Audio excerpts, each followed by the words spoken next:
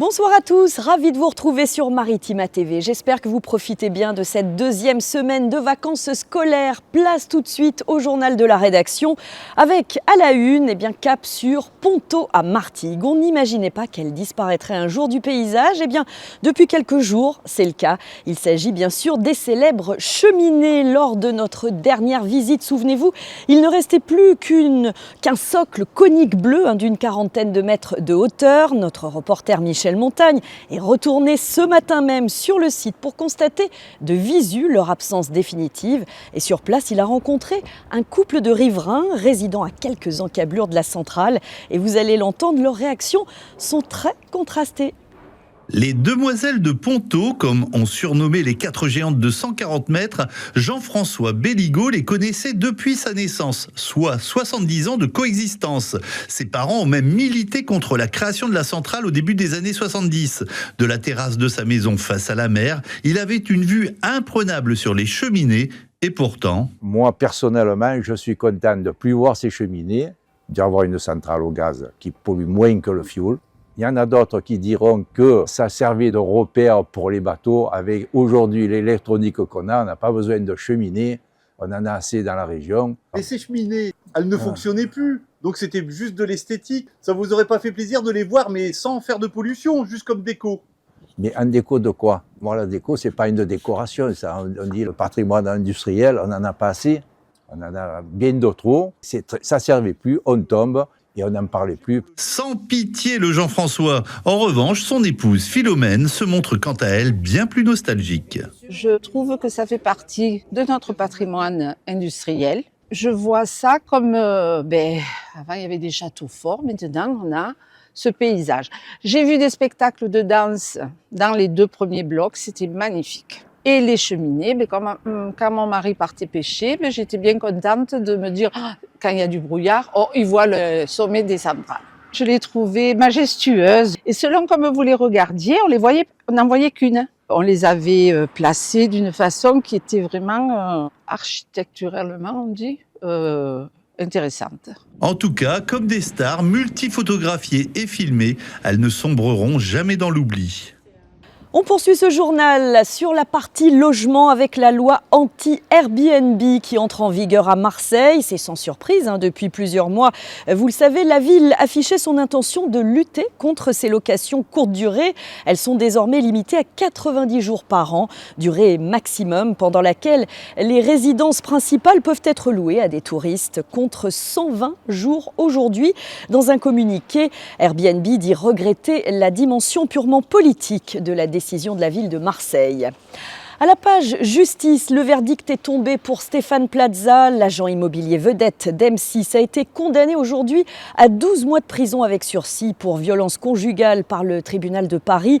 Il a également été condamné à une amende de 8 000 € de dommages et intérêts à rembourser les frais d'avocat de la plaignante pour un montant de 3 000 €. Ses avocats ont annoncé qu'il allait faire appel de cette décision.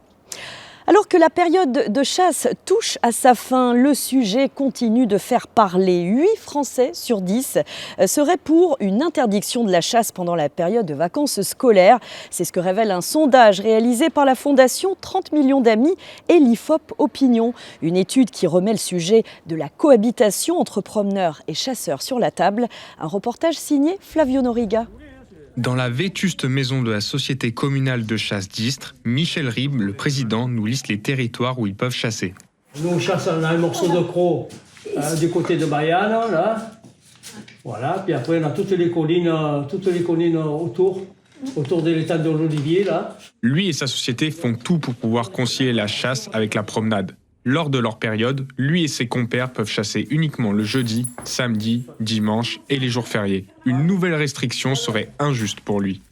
Pour nos chasseurs, qu'on chasse que 5 mois de l'année, si on lève les 2 périodes scolaires de Noël et de Toussaint, donc ça nous lèverait déjà 1 mois de chasse. 1 mois de chasse, c'est énorme sur 5 mois quand même, parce que il faut penser que nos sociétaires quand même payent une carte. D'autant plus que ces chasseurs assurent aussi des missions d'intérêt public. Daniel vient se promener souvent au domaine du Castillon. Une interdiction n'est pas nécessaire selon lui. Je vois pas pourquoi on changerait ça, parce que vu qu'il n'y a plus d'animaux qui puissent faire la sélection naturelle, dont les chasseurs ont leur importance et leur utilité, Pour rappel, la chasse ferme officiellement le 28 février 2025, sauf pour les sangliers dont la période perdure jusqu'à juin. Celle au petit gibier est déjà finie depuis le 10 janvier dernier. Dans le reste de l'actualité, moins de morts sur les routes de France. Le nombre de décès accidentels a baissé de 17% le mois dernier par rapport à la même période l'an passé. Le nombre de blessés graves sur cette même période est aussi en baisse, moins 9%. Une baisse également des décès chez les cyclistes et les motards. En revanche, le nombre de piétons tués sur les routes a augmenté. Airbag défectueux, la marque Citroën lance un appel à plus de 236 000 automobilistes pour ne plus rouler avec leur C3 et DS3. Alors ce n'est plus le cas pour notre région PACA, ça concerne uniquement les véhicules du nord de la France immatriculés entre 2008 et 2013. Leurs airbags de marque Takata sont susceptibles de causer de graves blessures et ont déjà provoqué 11 décès en Outre-mer, là où le climat dégrade plus vite les airbags. Il y a également un décès en métropole à déplorer selon le ministère des Transports. On retourne à Marseille et on se penche sur l'anse de Maldormé. C'est dans le 7e arrondissement. Eh bien, c'est désormais interdit d'accès au public pour des risques d'éboulement. Une décision prise par arrêté préfectoral le 11 février dernier, après un risque de fissuration d'un bloc rocheux en juin 2023. Le public, comme les touristes, ne semble pas vraiment gêné par ces travaux en cours. C'est ce qu'a pu constater sur place Enzo Buonalana. Non, ça me dérange pas du tout. Je sais pas, j'ai l'impression qu'ils sont en train de rénover l'anse. Et puis je trouve ça bien pour préserver le coin qui est magnifique. De toute façon, les travaux à Marseille, on a l'habitude. Ça fait un peu partie du décor. Le cadre est magnifique. Il y a des chantiers. Je pense que non, parce que c'est juste la semaine. On est venu ce week-end, il n'y avait pas les travaux, c'était cool. Et là, on profite du cadre. On est venu tous les jours, ça fait 3 jours qu'on est là, on vient, on reviendra, c'est notre petit plaisir du jour. Maintenant ils ont réouvert l'accès, donc on peut réaccéder au ponton. Donc plutôt agréable pour la petite lecture du midi, mais c'est vrai que pendant un petit temps on ne pouvait pas y accéder. Après il y a d'autres petits spots pour se poser, donc non, ça m'a pas plus embêté que ça. Et puis après, si c'est pour améliorer l'espace, pourquoi pas. Après tout à l'heure il n'y avait pas trop de bruit de chantier, il y avait plutôt du Joule. Donc non, ça m'a pas trop dérangé. Et puis après, sur la lance là-bas, on entend moins et de l'autre côté non plus. Donc rien à dire, ça va. Des travaux de consolidation doivent avoir lieu, mais à ce jour, aucune date de réouverture du site n'est connue. Aide humanitaire, on revient sur notre territoire à Fos avec 50 conteneurs en partance pour Mayotte. L'arrivée des conteneurs est prévue pour la mi-mars au port de Longoni, une opération placée sous l'égide de la sécurité civile avec les banques alimentaires mais également le bataillon des marins-pompiers de Marseille et puis des entreprises engagées. Parmi les produits transportés, denrées alimentaires, eau potable, produits d'hygiène et matériel de reconstruction. On passe au sport avec du football, focus sur la Ligue des Champions avec une affiche très attendue ce soir au Portugal. Les Monégasques se déplacent à Lisbonne pour affronter Benfica. Monaco qui s'est incliné, on le rappelle, lors du match aller mercredi dernier à domicile 1-0. Monaco qui doit maintenant s'imposer, coup d'envoi du match à 21h. Et puis en athlétisme, la Martégale Clémence Calvin est de retour. C'est une grande nouvelle. 4 ans après sa suspension pour s'être soustraite à un contrôle antidopage, ce qu'elle a démenti d'ailleurs, Clémence Calvin est sélectionnée en équipe de France pour disputer les championnats d'Europe à Bruxelles. Ce sera du 12 au 13 avril prochain. Un retour aussi scruté qu'attendu.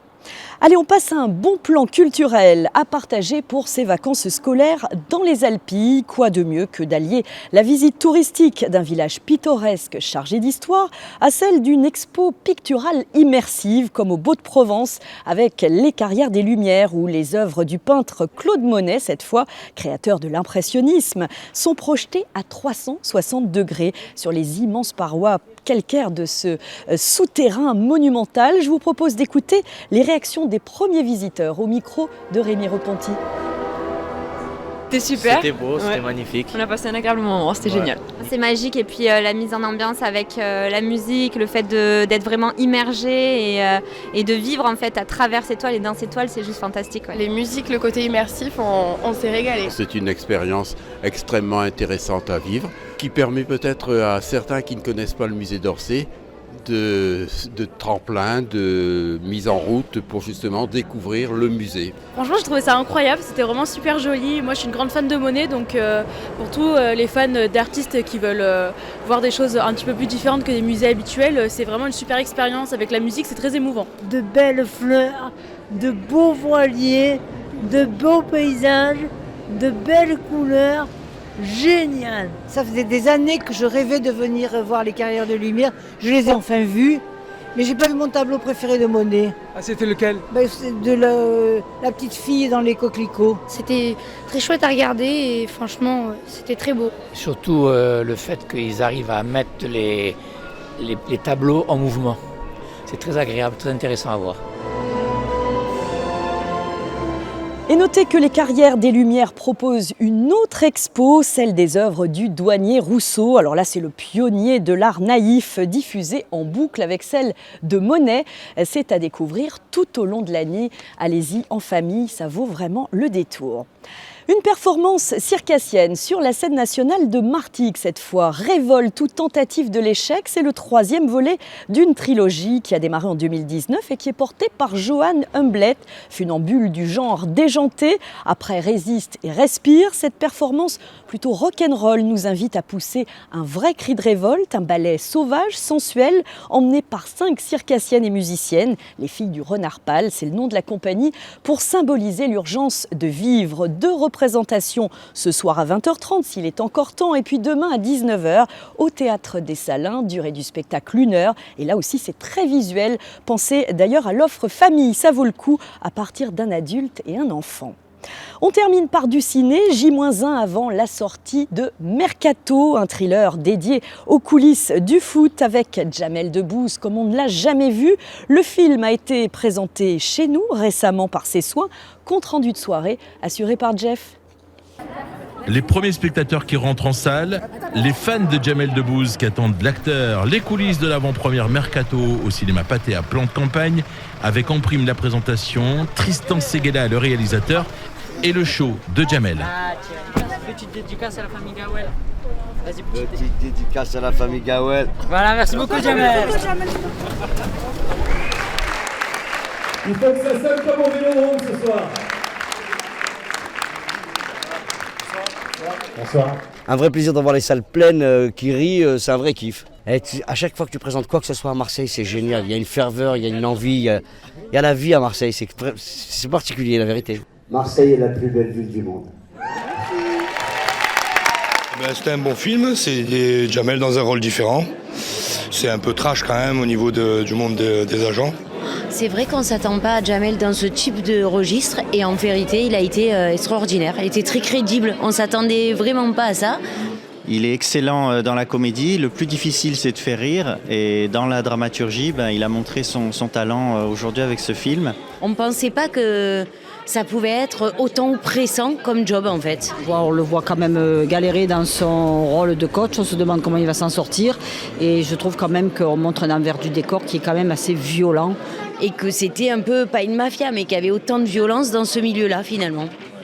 Et on sait pas que, enfin, j'imaginais pas du tout que ça puisse se passer comme ça dans l'environnement du Mercato en fait. Fort heureusement c'était pas Marseille, je pense que ça aurait été encore autre chose, ça aurait été beaucoup plus compliqué. Vu le film, le Mercato c'est compliqué, et à Marseille ça aurait été encore plus tragique.